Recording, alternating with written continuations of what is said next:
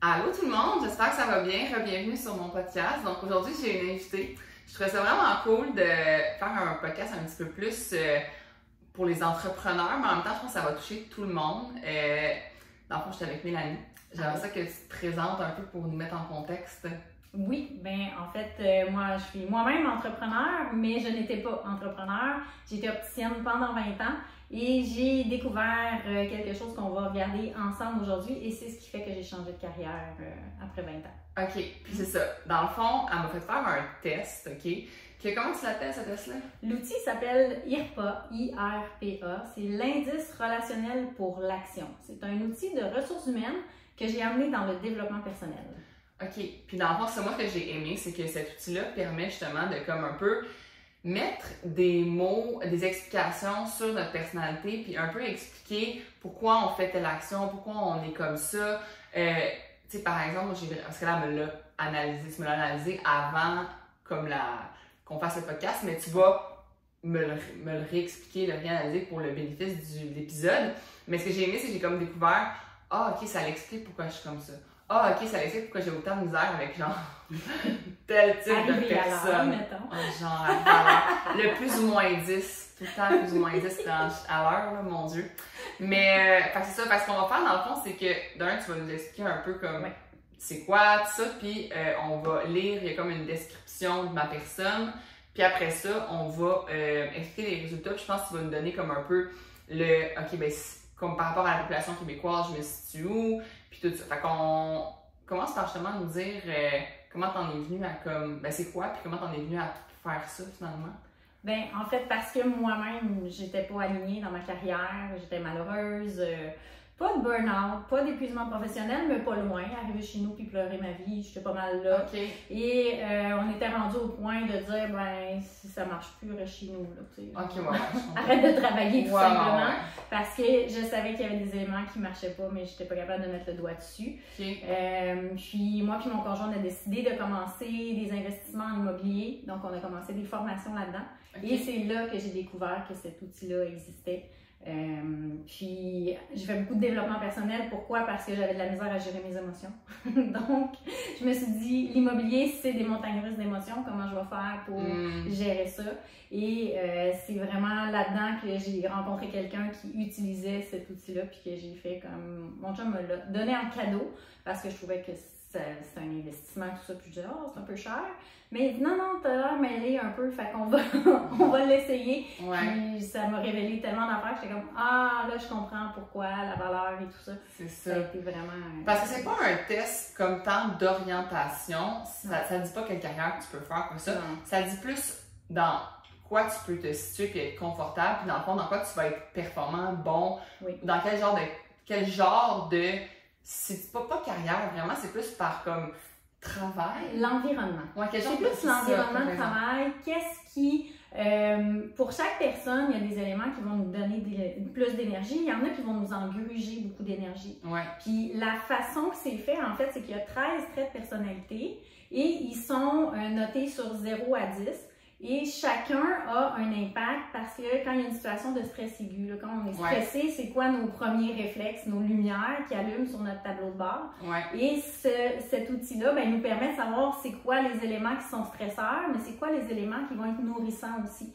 Fait que ça permet de prendre des décisions plus claires une fois qu'on a cette information-là et de faire des choix qu'on se dit « Ah oui, c'est vrai, ça c'est pas pour moi. Ah oui, ça c'est pour moi. » J'aimerais ça pouvoir dire « Ah wow, avec ton profil, c'est évident que tu es une entrepreneur. » Je ne peux pas le dire, mais je peux dire si tu veux devenir entrepreneur, qu'est-ce que tu vas avoir à faire attention ou comment tu peux le faire pour être plus aligné? C'est quoi les défis d'avance, effectivement? Mais c'est pas obligé, c'est pas un outil seulement pour entrepreneurs parce que j'ai des clients qui aimaient leur carrière, mais il y avait des irritants dans le travail.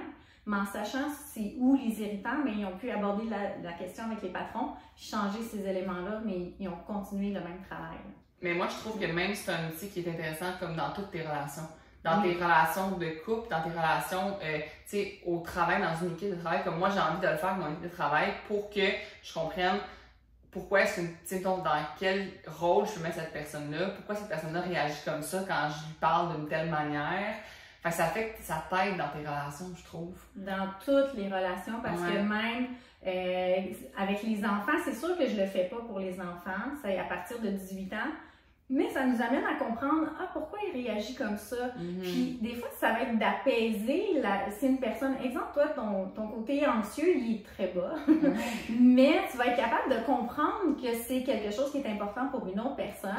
Puis d'ajuster le discours un peu pour pas faire vivre cet inconfort-là à quelqu'un d'autre, sans tomber dans, je sais que vous avez fait un épisode sur les people pleasers. Fait qu'on n'est pas là-dedans, mais on se respecte. Mais on se sent mieux aussi, qu'on n'est pas tout le temps en train de déclencher l'autre personne dans ces éléments stresseurs. C'est ça. Puis là, dans le fond, ton entreprise s'appelle Sur mon X, c'est ça? Oui, exact. Puis, tes services que tu offres, c'est de faire l'outil, finalement, que tu... Puis après ça...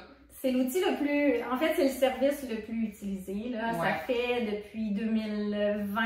J'en ai peut-être 200 à peu près, là, jusqu'à maintenant, là, fait que je commence à être pas mal bonne. Mais c'est surtout, en fait, je fais du coaching aussi. J'ai une formation en ligne pour commencer le développement personnel, travailler les peurs, l'estime de soi, la confiance en soi, c'est quoi les rêves, parce que des fois, on n'est pas aligné, mais on ne sait pas par où commencer, on ne sait pas par quel bord le prendre. Donc, j'ai cette formation express là, qui est un début de travail sur soi. Mais l'outil principal, oui, c'est le mode d'emploi personnalisé que je l'appelle. Exact. OK. On va rentrer dans mon analyse de résultats, j'adore ça. Moi, c'est quand j'ai lu c'est comme dans la description, c'est écrit par une personne, c'est ça? Une personne qui est certifiée, oui, effectivement. C'est vraiment parce que j'ai jamais deux résultats pareils. La plupart des outils psychométriques, ils vont catégoriser les gens. Donc, souvent des couleurs. Des profils A, des profils... Oui, c'est ça, exactement. Et nous, c'est vraiment quelque chose qui est différent parce que, vu qu'on a 13 traits de personnalité, on n'a jamais les mêmes résultats et chaque trait peut être sur 0 à 10. Donc, c'est sûr que... C'est très, très, très rare. En fait, ça arrive jamais, j'imagine. Pratiquement jamais. On va voir des similitudes, mais c'est plutôt vraiment personnalisé. C'est pour ça que ça s'appelle comme ça. Puis, le texte est composé par quelqu'un justement parce que générer à l'ordinateur un texte qui serait représentatif, ça se fait pas. Donc, c'est des gens qui ont appris à l'utiliser. Mais c'est fou, là, parce que le texte, en fait, je vais vous le lire, là, mais il me représente tellement. Je pense que les gens qui pensent me connaître, comme dernièrement, justement, j'étais au 6e Club, puis une de mes amies, elle me disait que les gens qu'elle côtoie, quand ils parlent de moi, mettons, ils pensent que je suis une personne hyper bubbly, touchy, ma chérie, ma belle. Non. Je suis tellement pas de même.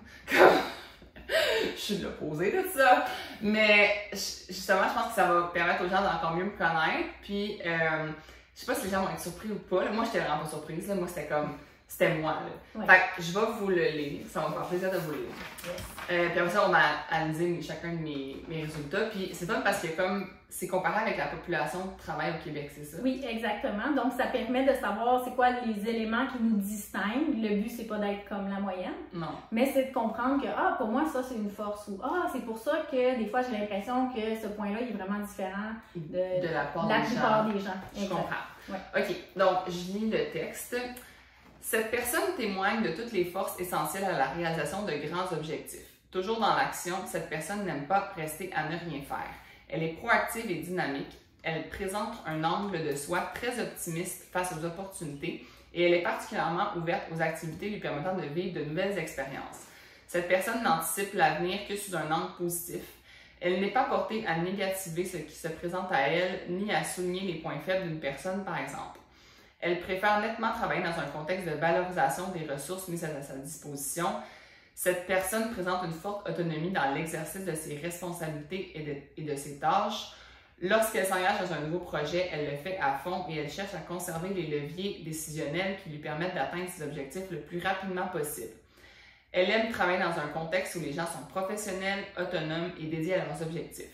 Cette personne possède une forte aptitude décisionnelle dans l'action et elle peut à l'occasion avoir le sentiment que certaines personnes la retardent dans l'exécution de ses fonctions. Très vrai. Lorsqu'elle s'engage dans un projet, elle poursuit habituellement une ligne de conduite qui favorise la réalisation de l'objectif. Elle se laisse très peu distraire par les opinions ou les préférences des gens qui l'entourent, notamment lorsque l'exécution est engagée. Cette personne agit sans malice envers les autres et elle préfère l'harmonie relationnelle au combat et aux attaques.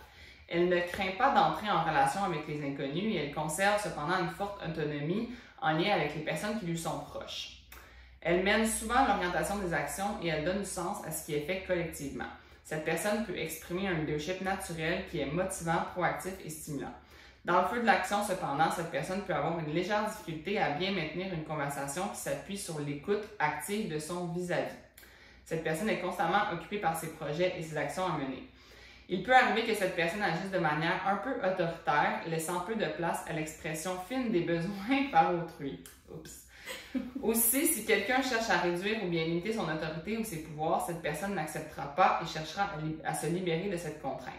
Elle peut en effet avoir de la difficulté à accepter l'imposition des idées d'une autre personne ou bien qu'on vienne lui dire comment procéder, comment faire sur un projet, un dossier en particulier. Elle préfère nettement son autonomie et demeurer responsable de ses propres décisions. C'est pourquoi je suis devenue entrepreneur. Il y a beaucoup d'entrepreneurs, effectivement. C'est fou, moi c'est comme... Mais en même temps, tu sais, c'est ça, il y a quand même, on voit des lacunes, on voit certains défauts que j'ai, que je connaissais déjà, mais je trouvais ça vraiment intéressant de savoir comme, justement, l'analyse de chaque trait pour comprendre pourquoi. Fait qu'ils sont en ordre, c'est ça? Oui, c'est ça. Donc, ils sont vraiment, dans le fond, en ordre d'importance. Donc, les premières choses qui vont avoir un impact quand on est en situation de stress aigu. Ouais. Mais il y a des éléments, dans le fond, il y a un thème de couleur pour savoir l'intensité du trait de personnalité. Et quand c'est en noir, ben, c'est qu'il y ait un stress ou non, c'est quelque chose qui est vraiment présent. Si parfois on vit des situations problématiques ou des choses qui reviennent tout le temps, souvent c'est les éléments qui sont en noir dans notre personnalité. Okay. Et dans chacun des profils, on va avoir des variétés. Donc il va y avoir des gens qui vont avoir plus de noir, il y a des gens, ça va être plus du rouge, du jaune ou du vert. Okay. Le rouge, c'est vraiment des éléments qu'on voit dans nos comportements, tandis que quand c'est en jaune, ça peut nous traverser l'esprit, ça affecte notre façon de penser, mais c'est pas ce qui se voit dans notre personnalité. Okay. Puis les verts, c'est les éléments qui sont absents de notre personnalité, mais ça peut aussi être des éléments clés pour comprendre la façon d'être ou de ne pas être de quelqu'un quand on n'a pas un trait de personnalité. Tout à fait, tout à fait. Fait que c'est ça. Fait que la façon qu'on va commencer, en fait, c'est effectivement le premier trait qui est sorti quand tu as fait ton rapport, c'est le côté performant. Et pour toi, il est en noir, il est à 9.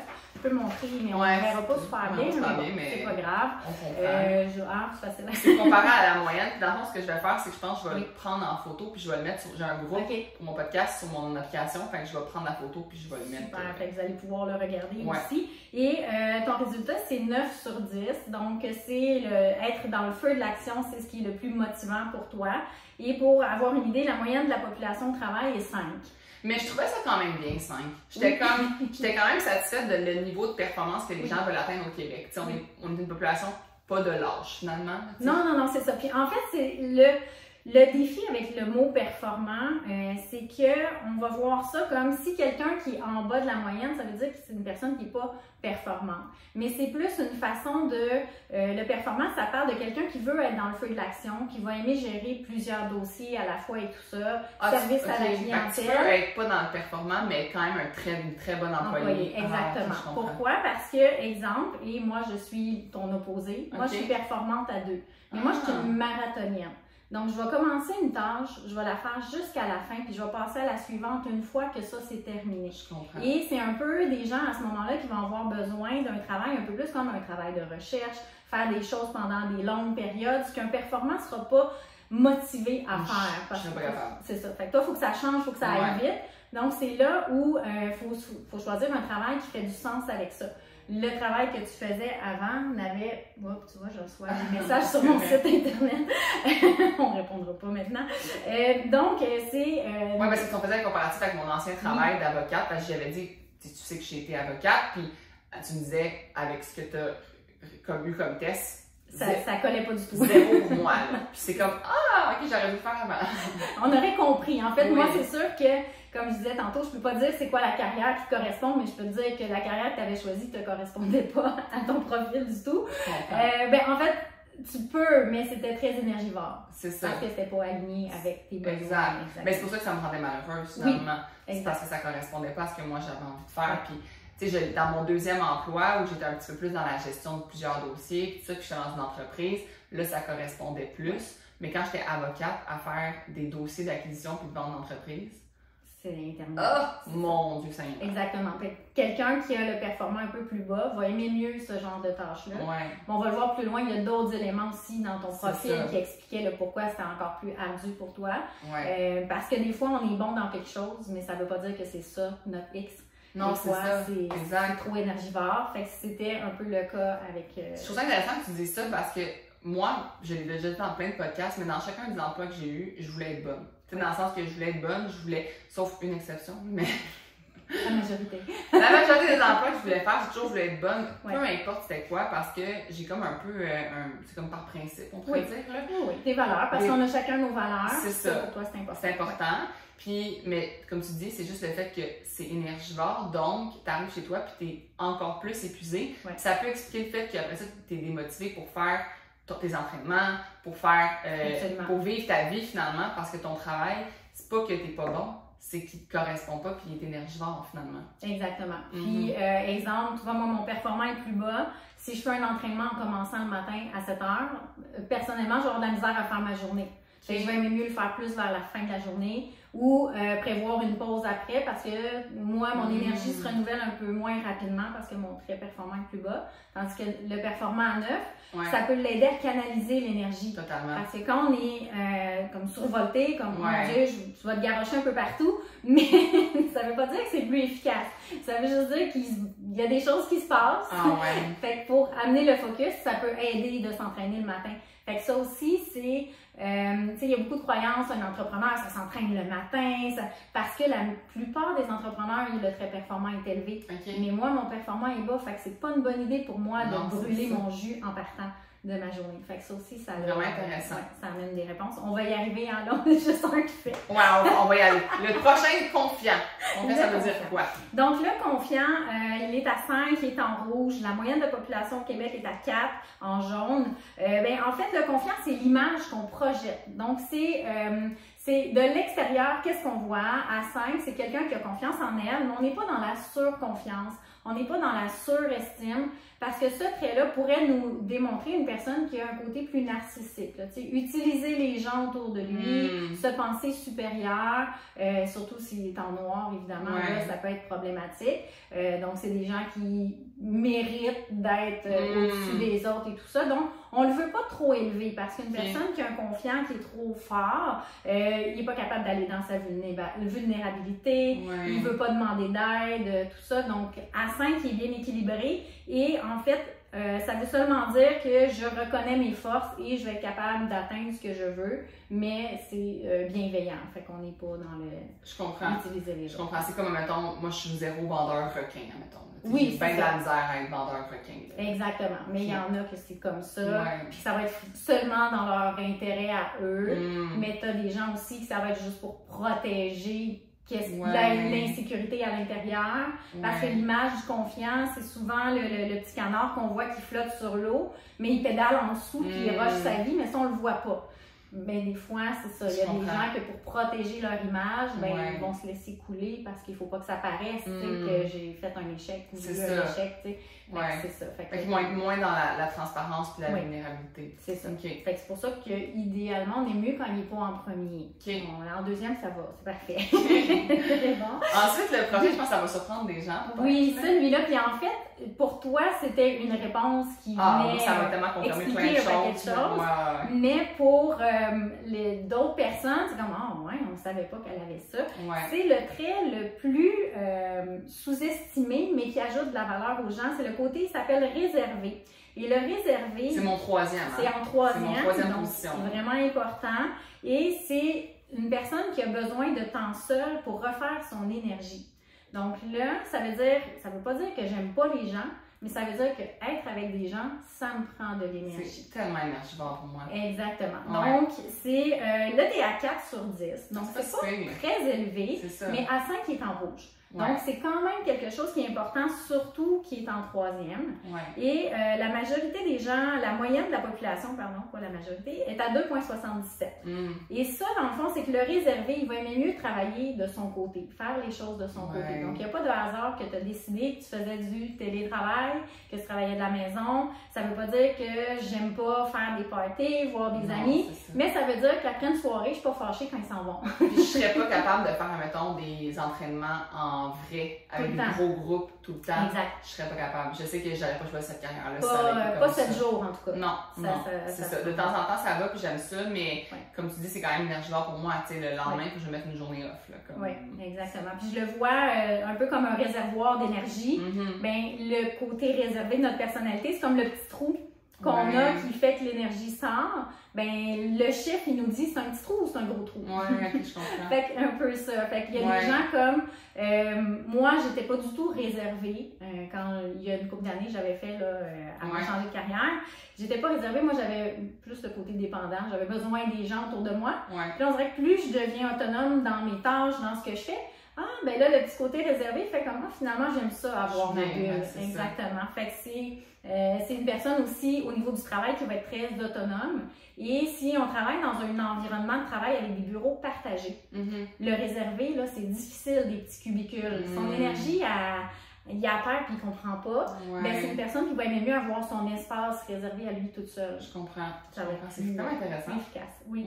C'est des petites subtilités, mais qui peuvent faire toute la différence. Comme la cliente que je disais tantôt, de demander son bureau fermé pour elle, ça a fait une grosse différence sur la productivité, sur son efficacité. Oui. Le 4e, c'est le côté rebelle. Ce trait-là est relativement absent dans la population au travail parce que ça parle de notre relation à l'autorité. Donc, mais le pire, c'est que je me suis tellement améliorée. Oui, parce que c'est toi l'autorité. Oh mon Dieu, j'étais tellement arrogante. J'étais épouvantable. Pour vrai, moi, je m'excuse à tous mes profs, toute ma vie que j'ai eu comme tous mes profs, là, genre s'ils écoutent mon podcast ou leurs enfants écoutent mon podcast, je m'excuse. J'étais tellement arrogante, c'était épouvantable, j'ai vraiment de la misère avec l'autorité. Puis ça, en fait, bon, j'ai pas dit le chiffre, là, il est à 3 puis il est déjà en rouge parce que c'est un trait qui est relativement absent. Règle générale, ce trait de personnalité-là, c'est le côté passif-agressif. On va avoir souvent une passe comme ça à l'adolescence, l'autorité, tout ça, mais normalement, à l'âge adulte, ça se calme. Donc, c'est pour ça que la moyenne de la population est en vert, à 0,93. Donc, la plupart des gens n'ont pas de problème à se faire dire quoi faire, même que pour certaines personnes, c'est sécurisant d'avoir un cadre, de savoir où ils s'en vont et tout ça. Mais quand on a le côté rebelle dans notre personnalité, on va aimer mieux que ça soit nos propres règles, que ça se passe comme nous, on le décide.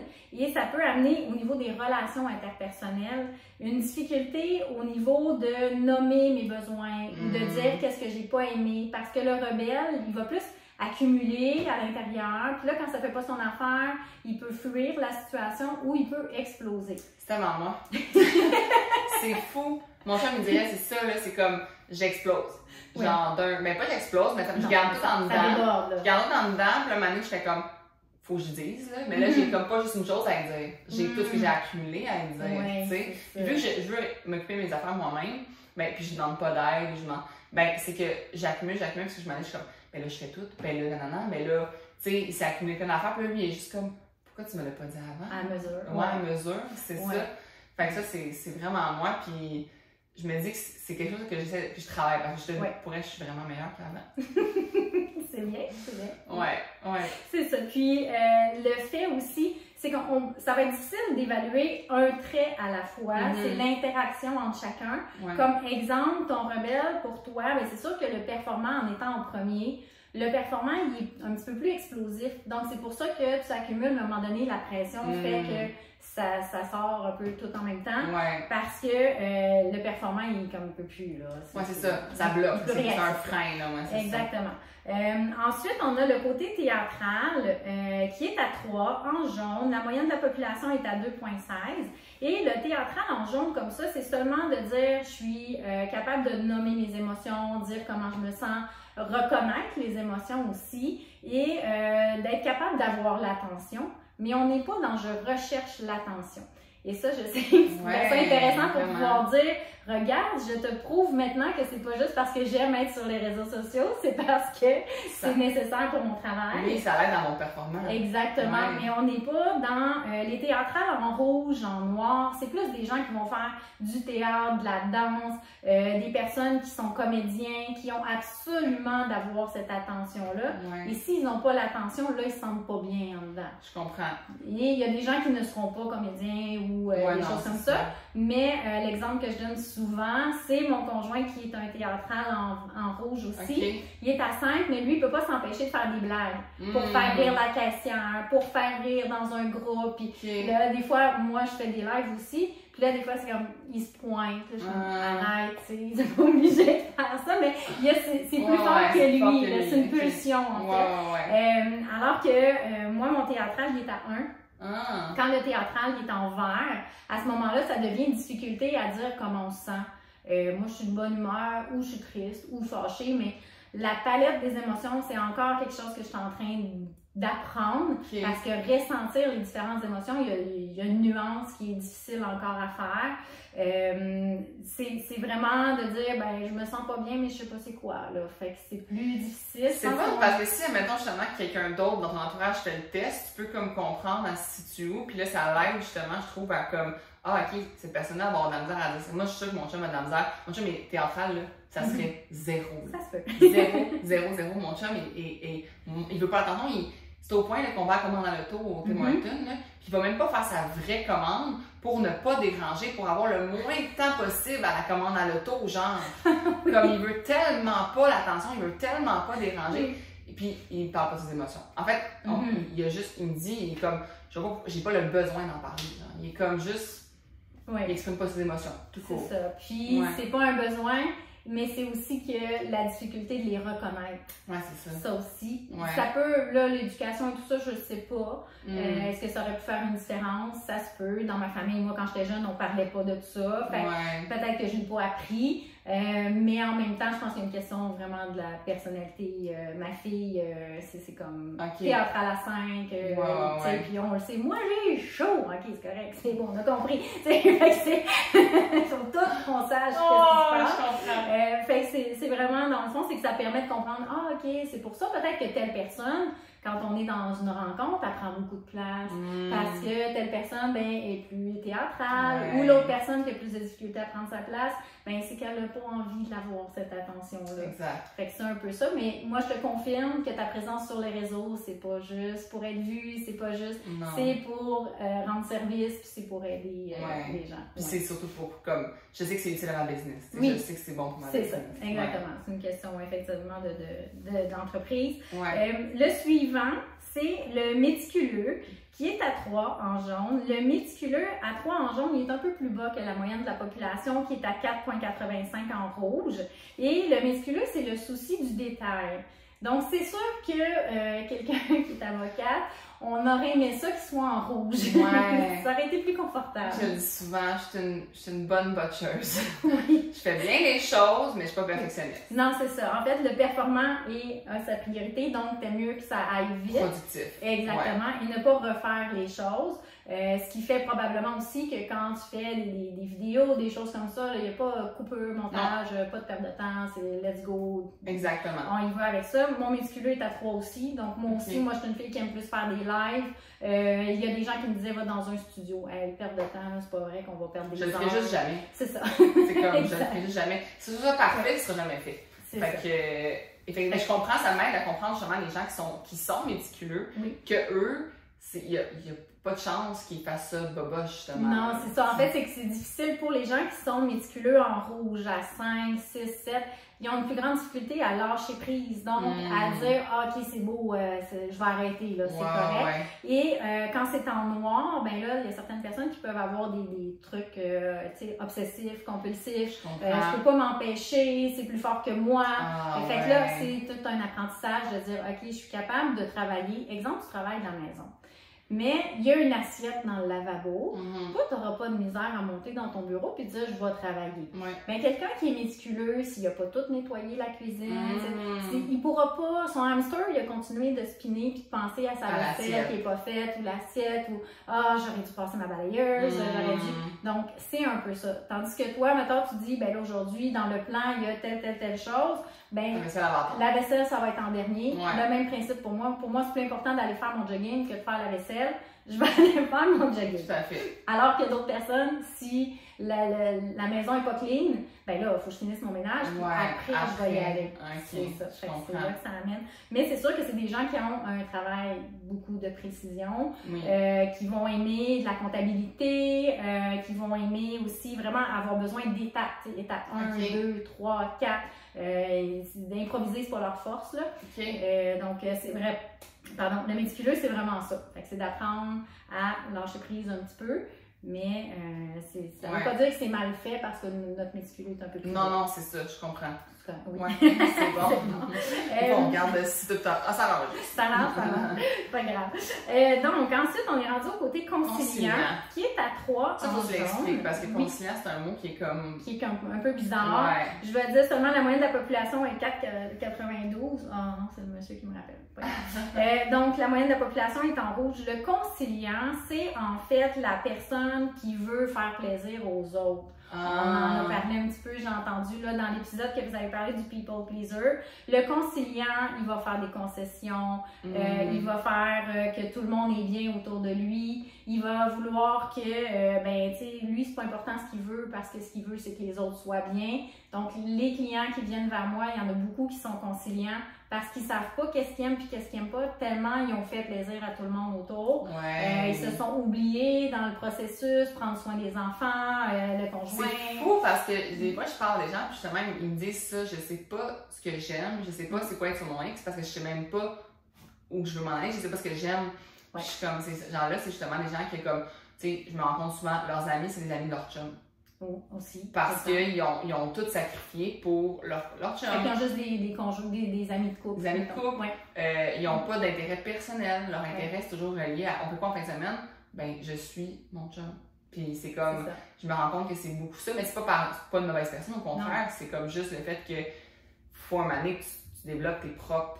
Oui, puis c'est un travail qui se fait à n'importe quel âge, mais le conciliant, dans le dictionnaire de la santé mentale, c'est le côté dépendant affectif.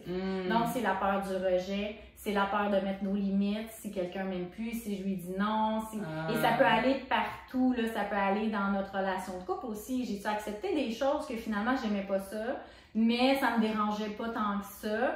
Mais là, si on va plus loin un petit peu, mettons, comme moi, j'ai plus des clients dans la quarantaine, ben, c'est qu'à un moment donné, on est beaucoup dans notre mental, puis on n'est plus dans notre ressenti, puis dans notre cœur, parce que on a tellement fait des choses qui n'étaient pas alignées, qu'à un moment donné, on est comme non, c'est correct, là, il faut faire ça, puis là, finalement, tu restes là-dedans, finalement. Oui, exact. Fait que faut à un moment donné que tu dises, OK, mais qu'est-ce que j'aime? Et c'est d'attendre la réponse, façon de parler, parce que notre corps, il nous le dit la réponse, mais si on n'est pas habitué de l'écouter, c'est normal que les signes sont subtils. Mais le conciliant, c'est vraiment d'apprendre à dire non puis de mettre ses limites. Le même principe, le conciliant, ben c'est son défi de vie, parce que moi, j'étais à 8 en noir, c'était vraiment fort. Il y a beaucoup de conciliants qui vont aller dans le service à la clientèle, et quand il y a un client qui est fâché, un client insatisfait, une collègue qui n'est pas de bonne humeur, ça va venir affecter notre énergie, oh mon Dieu, que c'est pas bien d'aller là-dedans tant que ça, finalement. Non, faut pas y aller. En fait, ça se travaille, et c'est comme je te disais, les émotions, j'ai appris à travailler tout ça, parce que justement, moi, j'étais tellement là-dedans à faire 2 repas parce qu'un des 2 enfants aime pas telle affaire, ou à tasser les champignons pour un parce qu'il n'aime pas les champignons. Fait qu'à un moment donné, même les enfants sont comme, OK, ça va, maman conciliante, j'ai raison, mange les champignons. C'est ça. Mais c'est d'apprendre à dire tes besoins sont pas plus importants que les miens, et on va tous manger la même chose. C'est ça. On part de loin quand on l'a jamais fait, mais il n'est jamais trop tard.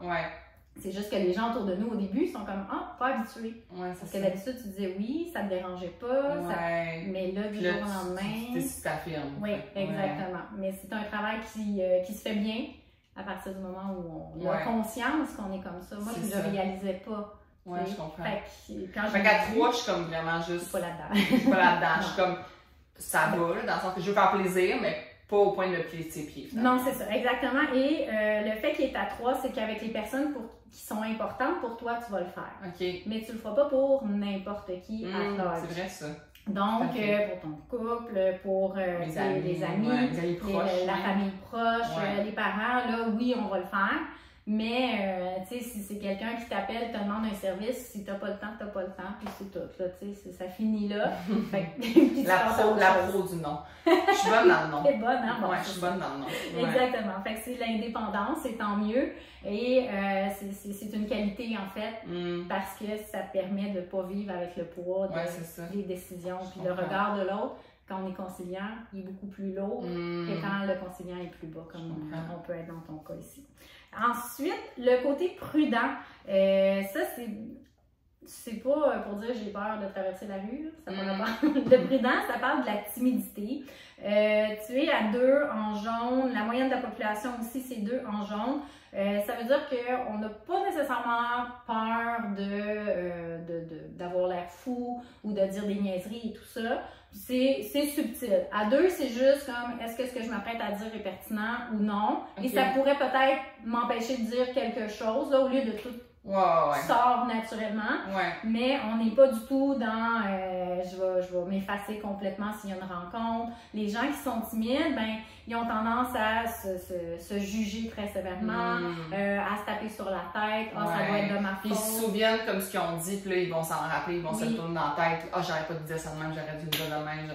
C'est ça. Et naturellement, ils vont avoir tendance à dire on sait bien, je suis pas assez bonne. Ou, tu sais, l'estime est plus difficile parce que souvent, les gens qui ont de la timidité, qui s'est développée, c'est qu'ils ont été soit intimidés ou ils ont vécu des choses ou une éducation de c'est pas intelligent ce que tu as à dire ou on veut pas savoir ce que tu penses.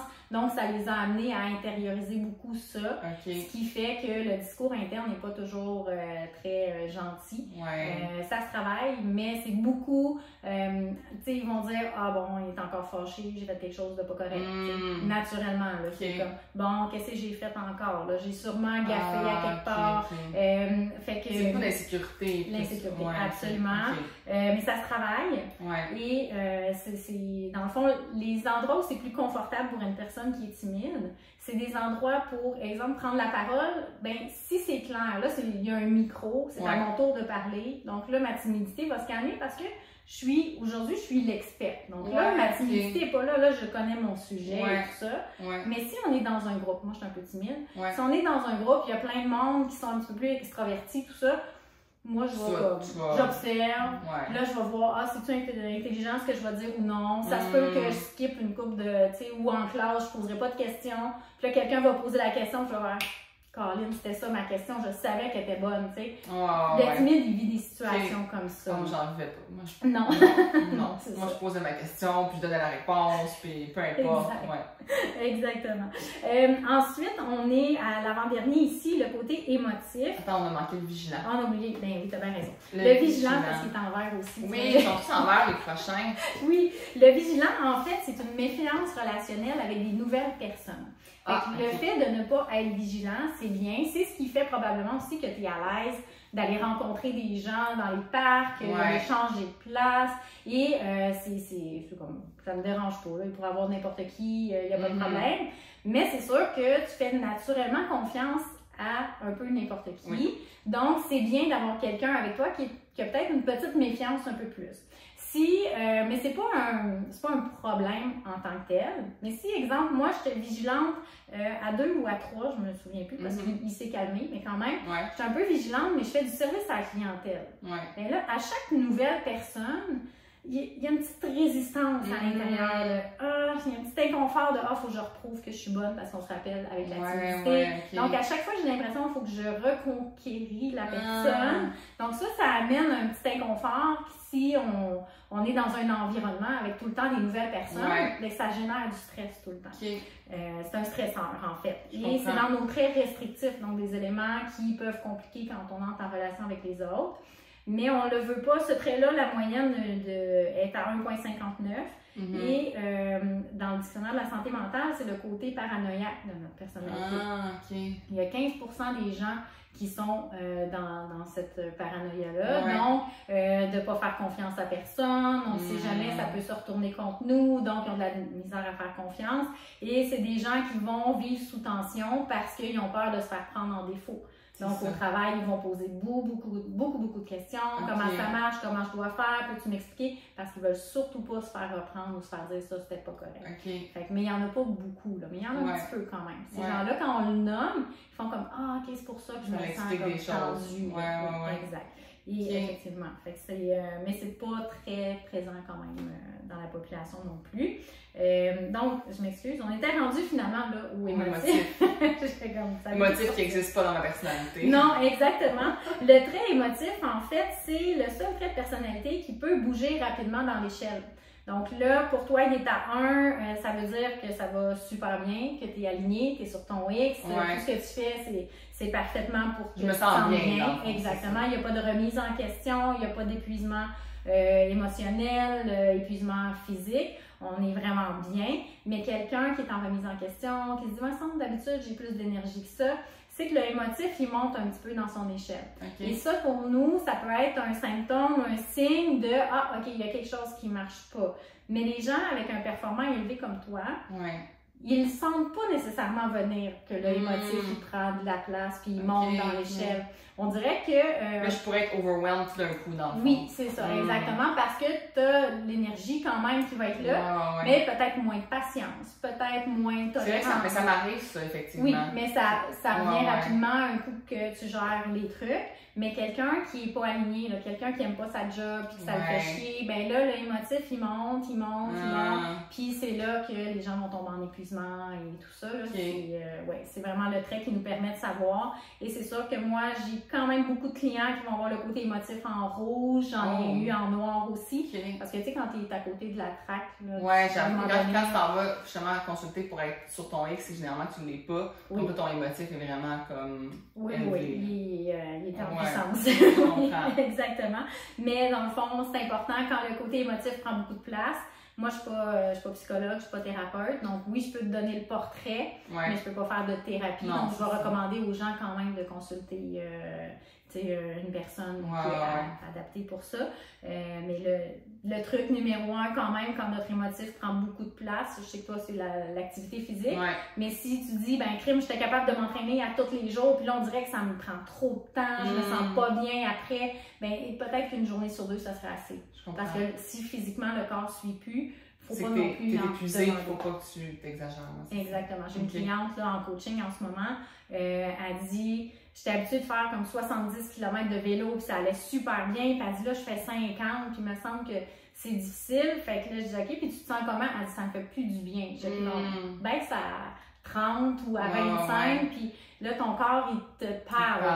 C'est ça. Mais c'est quelqu'un de performant. Fait elle dit oh non, ça va être correct. Oui, mais la stratégie ne fonctionne plus. Fait que des fois, il faut diminuer un petit peu. Fait que c'est le émotif. Et le dernier, c'est le côté circonspect, un beau grand mot de dictionnaire qui parle du tempérament anxieux. Parce qu'évidemment, c'est pas un outil diagnostique, donc je peux pas dire que tu es une personne qui fait de l'anxiété, mais c'est cet aspect dans notre personnalité qui aime planifier d'avance, prévoir loin, longtemps. C'est aussi le côté de notre personnalité qui va planifier, exemple, le meal prep. Des gens qui sont là-dedans. Toute cette semaine, il va se passer ça. Les gens qui regardent la météo, OK, là, il va faire telle température. Je me reconnais tellement pas dans tout ça. Moi, le côté anxiété, c'est mon dernier. C'est mon dernier. Je suis tellement pas de même. Genre, mon père, il me dit, admettons, il annonce pas beau. Ah ouais, il annonce pas beau. Je savais pas. Moi, je vais go with the flow avec ce qui va arriver. Puis s'il pleut, je changerai mon plan. J'adapte. Mais je suis vraiment une personne go with the flow. Oui, genre, c'est ça. Ultra relax, pas stressée. Tu sais, je vois tout comme une opportunité. Fait que s'il pleut, ça veut dire qu'il fallait faire autre chose. Genre, je suis vraiment comme ça. Ça en est gossant, là, dans le sens que... Parce que la part de la population sont quand même anxieux. Oui, c'est en rouge, c'est à 5, là. C'est proche de 5. C'est ça. Fait que je sais que je vis avec une population qui m'entoure. Qui est plus sénère. Fait que quand je dis mes fameux « tout arrive pour une raison », c'est une opportunité, le monde sont comme « t'es fatigante, là. » Oui. Genre... Mais c'est vraiment ça que je pense. La part, c'est que je vis vraiment de même. Là, comme moi, c'est... ah, ça a mal été cette affaire-là, il y a une raison pour ça, il va arriver d'autres choses. Oui. Je vais le voir vraiment de même. Là. Exactement. Puis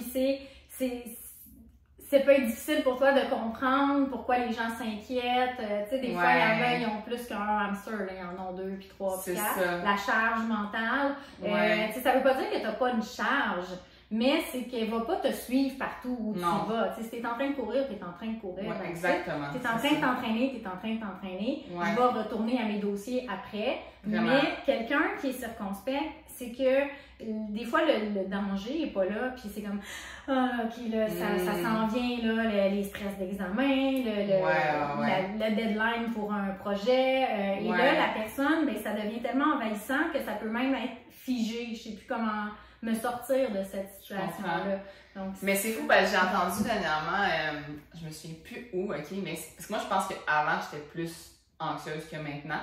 Puis ça dit dans le fond que plus, admettons, tu as vécu des situations dans le passé, et surtout relationnelles, justement, qui t'ont montré que finalement, tout arrive pour une raison, plus ça descend. Oui. Comme moi, admettons, j'ai vécu des situations ultra anxiogènes avec justement mes ex-relations, le divorce de mes parents, plein de trucs relationnels, des amitiés qui se sont brisées, tout ça, qui font que, puis après, mettons, le divorce de mes parents aujourd'hui, c'est la meilleure chose qui aurait pu arriver. Mon ex, qu'est-ce qui s'est passé? C'est la meilleure chose qui aurait pu arriver. Fait qu'aujourd'hui, je me dis, justement, tout arrive pour une raison, parce que quand j'étais dans la situation, je le voyais tellement épouvantable, mais finalement, c'est juste pour le mieux.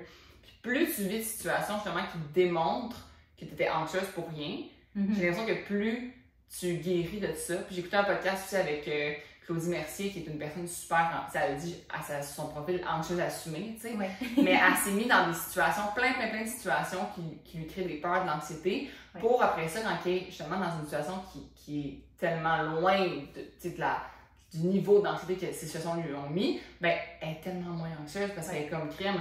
J'ai peur pour rien, là. Genre, je suis dans cette situation-là puis je suis pas morte. Là. C'est de s'exposer graduellement. Ouais. C'est pour ça, exemple, que dans ma formation, ben, les peurs, j'explique qu'il y a des petites peurs puis il y a des grandes peurs. Ouais. Ben, commence par les petites. Puis avec ces petites victoires-là, peut-être que tu vas dire « Ah, mais là, je suis prête pour en faire une plus grande. Ouais. » Et c'est un peu ça le principe pour se désensibiliser ou réaliser que finalement, tu sais, je m'imagine les scénarios catastrophes. Mais finalement, la réalité, c'est tout petit, puis c'est pas si pire que ça. Exact. Ce qui va aider aussi, c'est comme tu partageais, c'est d'écrire, ben, dans telle situation problématique, c'est quoi le positif qui est ressorti de ça? Exactement. Pour finalement apaiser. Mais ça reste que faut pas négliger que les gens anxieux, c'est physique aussi. Là. Ils ont vraiment, c'est envahissant. Il y en a que c'est des vagues de chaleur, de crise de panique. Oui, c'est ça. Et là, ben, là, ça prend des experts quand même là-dedans. Exact. Mais d'y aller graduellement. Puis moi, ma fille est à 8, là, en noir. Là, fait qu'on apprend en équipe à gérer ces situations-là. En équipe, dans le sens que je suis là pour l'accompagner, mais en même temps, moi, j'ai une amie qui est psychologue qui me donne des trucs. Fait que là, je suis comme, OK, mais qu'est-ce que je fais dans telle situation? Puis là, elle me dit, tu lui redonnes son pouvoir. Parce que la personne, il faut qu'elle apprenne à s'autogérer. Il faut qu'elle apprenne à réguler ses émotions et tout ça. Mais si je suis tout le temps là pour l'apaiser, ben, je l'aide pas, dans le fond, à contrôler. Il faut quand même essayer de trouver des solutions. Exact. Mais il y a plein de formations qui existent et tout ça. Mais pour toi, c'est pas un défi. Non, moi, c'est vraiment pas un défi. Vraiment pas. Je suis la personne la moins anxieuse que je connais, pour vrai.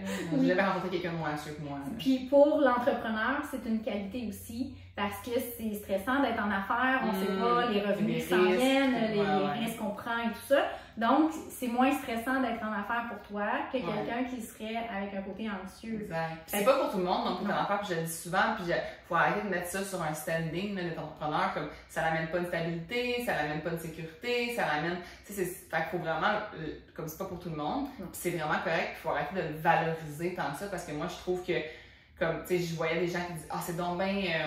Tu sais, la belle vie d'entrepreneur, ou même, la liberté, ou mettons, c'est dur, tu travailles plus fort que tout le monde. C'est pas vrai. Moi, quand j'étais salariée, je travaillais très, très fort. Fait que je trouve que, comme, faut juste, c'est juste, il y a des choses qui sont faites pour toi. Comme justement, cette test-là vient dire, il y a des personnalités faites pour l'entrepreneuriat, puis il y a des personnalités qui sont moins faites pour l'entrepreneuriat, qui vont quand même réussir, mais que ça va être plus difficile. Mais c'est pas une question de faciliter l'entrepreneuriat ou le salarié. C'est juste toi, dans quelle situation vont te faciliter la vie. C'est ça, exactement. Tu sais, si on regarde des patineurs artistiques artistique, là, on se dit pas, mon Dieu, je vais devenir patineuse parce que ça a l'air facile. Non. Non, on voit pas toutes les pratiques. C'est un peu ça. le même principe entrepreneur. Ce qu'on voit, c'est, oui, sur les réseaux, parler, être présent devant la caméra, ça a l'air de rien, mais c'est déjà un apprentissage d'oser, de te regarder dans la caméra, t'entendre. D'aligner tes mots. Oui, t'entendre ta voix. Oui. Je suis encore en adaptation. Oui, c'est ça. Mais c'est toutes des choses que c'est sous-estimé. La première fois que j'étais sur une scène, je pensais que j'allais mourir. C'est ça. Je suis encore là pour en parler, donc je suis pas morte. Mais j'aurais jamais pensé que je ferais ça en même temps. Fait que des fois, tout le monde a des qualités, des talents. Faut juste qu'ils soient à la bonne place. C'est vraiment... et le circonspect bas pour un entrepreneur, c'est sûr que c'est un must. Mais ça veut pas dire que si tu as le côté circonspect plus élevé, tu peux pas être entrepreneur. Non. Mais peut-être que tu le feras pas de la même façon. C'est ça. C'est surtout ça. Je comprends. Exactement. Et on a aussi, avec le profil, ça nous permet de savoir la façon de voir les choses. Il y a un trait qui s'appelle le jugement. Pour toi, il est en vert, il est à 2. Ça veut dire que naturellement, tu vois le positif dans les choses. Donc ça, c'est avantageux. Ça veut dire que tu vois toujours le verre à moitié plein au lieu d'à moitié vide. Mais la moyenne de la population est à 4. À 4 en jaune, ça veut dire qu'on voit les deux côtés de la médaille. Donc, quand je vais prendre une décision, moi, je vais voir les deux côtés avant de dire oui, on le fait. Toi, tu vas être plus comme, ah oui, ça a l'air cool, on le fait. Puis après, tu vas, oups! Finalement, c'était peut-être pas une bonne idée. Ça, c'est très vrai. Oui, parce que le performant, il va vite, avec aucun vigilant et un jugement positif. Tous les projets ont la réalisation. C'est ça. Exactement. Tandis que quelqu'un qui a le jugement négatif, ben là, il voit comme, ah, ben là, ça c'est dangereux, il pourrait arriver telle affaire, ou ah non, je le sais, ça marchera pas. Tu sais, les gens qui pètent la balloune un peu. Ces gens-là ne peuvent pas être dans mon entourage. Ils peuvent pas. C'est ça. Fait que, il y a de la place pour tout le monde, mais c'est un élément qui est dur à changer. Mais d'en prendre conscience, de dire, ah, ok, moi j'ai le jugement négatif, comment je peux faire pour aller voir l'autre côté de la médaille? Parce qu'il y a toujours deux côtés à la médaille. Fait que c'est d'être capable de se mettre à la place de l'autre et dire, ok, moi je vois juste le positif, je peux comprendre que tu vois le négatif, mais regarde, moi je vais te montrer l'autre côté. Fait que ça, c'est un autre élément. Le côté boxeur, en fait, ça c'est envers dans ta personnalité, donc il n'y a pas ça du tout. Le boxeur, ça parle de la dureté de la personne. C'est notre capacité à donner ou recevoir un coup. Donc, le côté pervers de notre personnalité, c'est un peu... le malicieux, genre? Oui, les personnes un peu sarcastiques. Les personnes qui vont faire des jokes pour mettre l'autre un peu inconfortable. J'aime ça, moi, le sarcasme. C'est tellement négatif comme façon d'être. C'est ça, parce que c'est pas du tout comme ça que toi tu es. Moi j'aime ça, le sarcasme. Pour vrai, là, je comprends que tu sais, c'est genre, c'est une sorte d'humour, là. Mais moi, je l'aime vraiment pas, cette sorte d'humour-là. C'est ça. Mais il y a des gens qui vont... c'est un de leurs moyens de défense, de communication. C'est ça, ils sont bons là-dedans, tout à l'aise là-dedans. Exactement. Mais il y a des gens, ça peut aller jusqu'à... Ça peut être en noir, donc ça peut être des gens qui aiment voir quelqu'un souffrir. Là. Fait que ça peut être comme... vraiment nuisible. Le pervers narcissique, on pourrait savoir, mais ces gens-là, ils feront pas un test comme ça. Ils en ont pas besoin, mais on pourrait savoir la perversité. Mais ça peut aussi parler de quelqu'un dans les relations qui aime souffrir pour avoir du plaisir. Donc, ça se peut que les tickets de cuir, puis les fouettes et tout ça, donc ça peut aller jusque-là. Mais ça pourrait aussi être quelqu'un qui... a appris que d'aimer, ça fait mal et qui accepte de souffrir pour se faire aimer. Faites faire ça dans vos dates. Ça va vous filtrer le monde, là.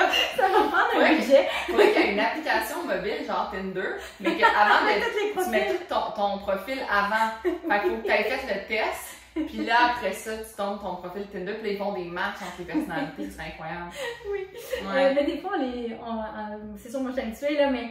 Juste dans les commentaires que la personne fait, si déjà la personne est sarcastique, ou tu vois que c'est son fun de rendre l'autre mal à l'aise, tu allumes des petites lumières.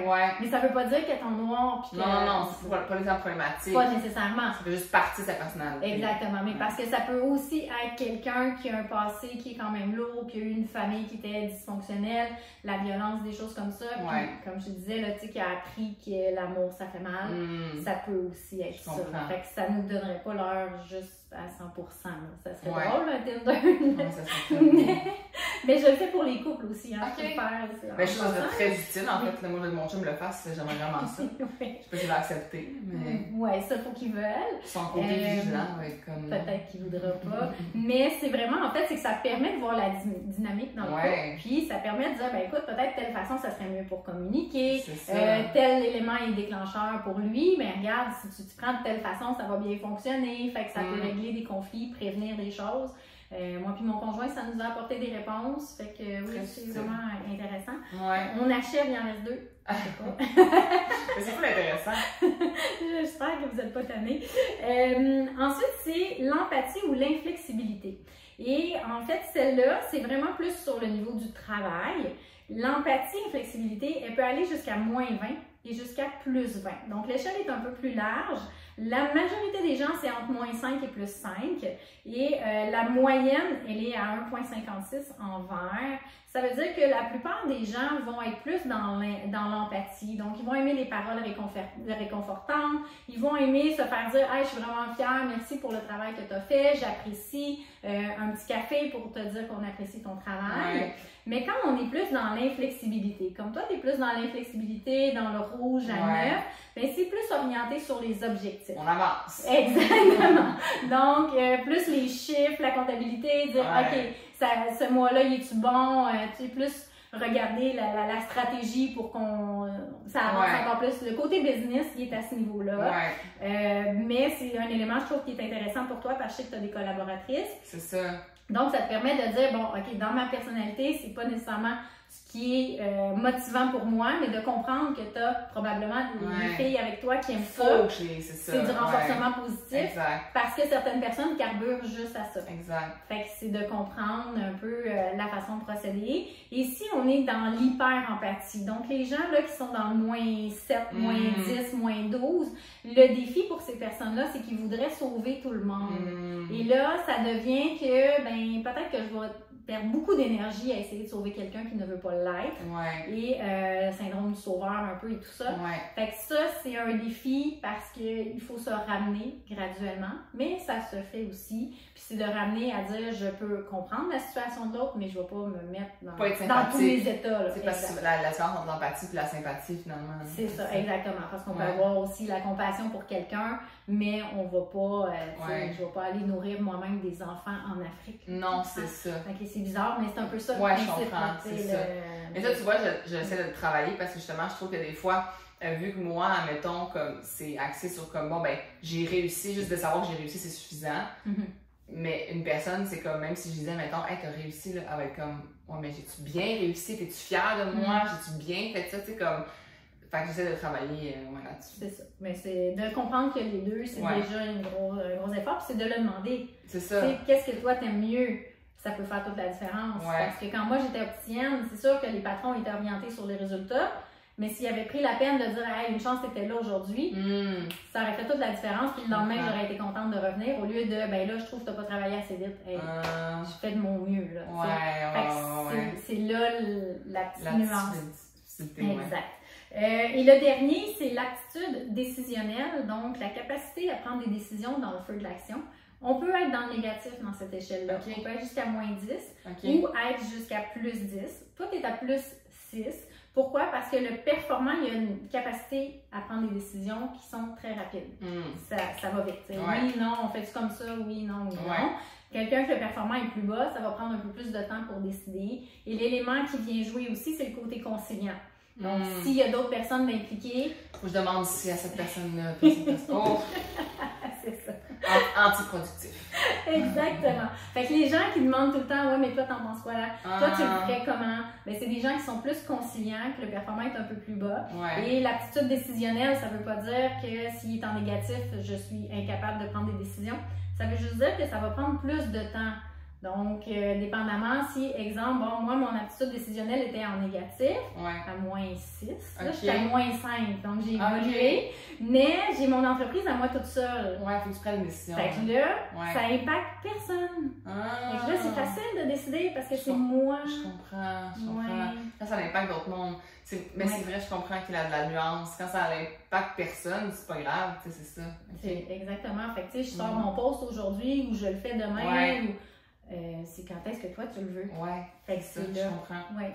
Je comprends. Mais... C'est vraiment intéressant pour de vrai. Puis je trouve que c'est, comme tu dis, c'est préventif pour des couples aussi, pour empêcher prévenir les séparations, parce que ça l'amène à mieux régler le problème. C'est bon pour les employeurs aussi, comme pour des équipes. Comprendre comment ton employé fonctionne. Oui. J'ai fait aussi, exemple, cette semaine pour... j'ai des amis qui ont une résidence de personnes âgées et ils veulent recruter à l'international. Okay. Ça coûte 12-15 000 recruter une personne. Là, je sais comme, mais tu sais, avant qu'elle arrive, c'est pas mauvais d'avoir son profil. Comme ça, tu sais que la personne va être apte au travail, que tu veux qu'elle fasse et qu'elle n'a pas des traits qui pourraient venir en conflit. Tout à fait. Puis pour une personne qui n'est pas alignée, ben c'est bon de le faire pour savoir dans quel domaine, quel environnement se diriger.